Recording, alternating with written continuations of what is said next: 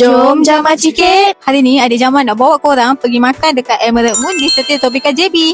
Dekat sini terkenal dengan masakan Chinese yang rasa premium dan juga dimsum. So untuk main dish, Akak Jamal try signature salted egg squid. Sotong dirangup dengan sos telur masin yang lemak berkrim, and yang ni memang susah nak berhenti makan. Adik Jamal pula try ayam goreng cili hijau dan merah. Rasa tumis dia memang naik. Makan pula dengan nasi putih memang ngam. Next, ada golden egg dengan jade green chili. Yang ni pula rasa dia pedas berlemak and memang sesuai makan ramai-ramai. Yang ni radish cake Shanghai style. Rasa dia macam guna api yang besar and ada bau tumisan yang sedap.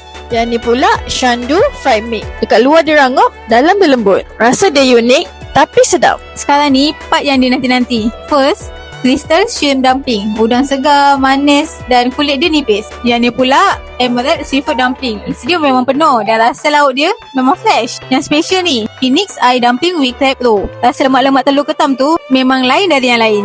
Lepas dah makan berat-berat, mestilah nak makan yang ringan dan manis pula. So, Kak Jamal try steam mushroom bun yang lembut, and isi cendawan dia pula bila makan tak muak. Next, ada juga soft egg pancake.